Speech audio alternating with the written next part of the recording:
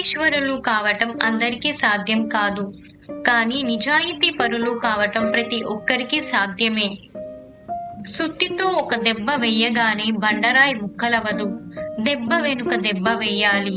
ఒక ప్రయత్నంలోనే విజయం సిద్ధించదు, ఎడతెగని ప్రయత్నం కావాలి.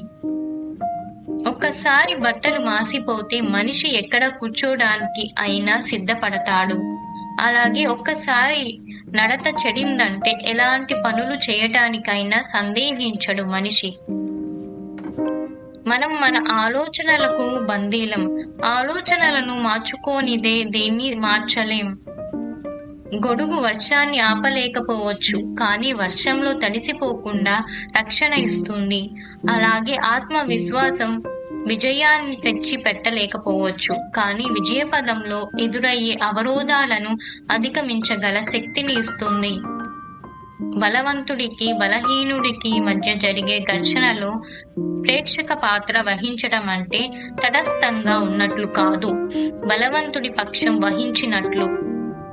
అతి నిద్ర, బద్ధకం, భయం, కోపం, నిరాశావాదం ఈ 5 అతి చెడ్డ గుణాలు. వీటిని పొరపాటున దగ్గరకు రానిచ్చినా జీవితంలో పైకి రావటం, సుఖపడటం జరగదు.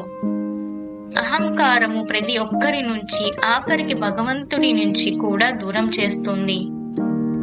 ఉపాయాన్ని ఆలోచించేటప్పుడే రాగల అపాయాన్ని కూడా అంచనా వేయాలి. నీ తప్పును ఈ రోజు కప్పిపుచ్చుకోగలిగినా రేపటి దాని పర్యవసానాన్ని మాత్రం తప్పించుకోలేము. మంచివారు దూరం కావటం, చెడ్డవారు దగ్గర కావటమే దుఃఖానికి నిదర్శనం. బలహీనుడిని బలవంతుడు కొడితే బలవంతుడిని భగవంతుడు కొడతాడు. కాలు తడవకుండా సముద్రాన్ని దాటగలవు, కళ్ళు తడవకుండా జీవితాన్ని దాటలేవు.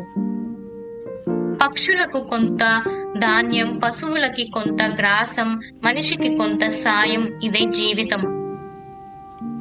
ఉత్తమ గుణాల వల్ల మనిషి ఉన్నతుడవుతాడు, కానీ ఉన్నత పదవి వల్ల కాదు. శిఖరం మీద కూర్చున్నంత మాత్రాన కాకి గరుడ పక్షి కాలేదు. తలపై మోసే భారాన్ని ఇతరులు కొంత పంచుకుంటే బాధ తగ్గుతుంది, కానీ ఆకలి బాధను, అజ్ఞాన బాధను ఎవరికి వారే తగ్గించుకోవాలి. మంచివారు దూరం కావటం, చెడ్డవారు దగ్గర కావటమే దుఃఖానికి నిదర్శనం. మెరుగు పెట్టకుండా రత్నానికి, కష్టాలు ఎదుర్కోకుండా మనిషికి గుర్తింపు రాదు. కేవలం డబ్బుంటే సరిపోదు, మంచి వ్యక్తిత్వం ఉంటేనే సమాజం గౌరవిస్తుంది. ఎవరి వయస్సుకు తగ్గట్టు వారి ఆలోచనలు, ప్రవర్తన ఉంటేనే ఆ వ్యక్తికి గౌరవం ఉంటుంది.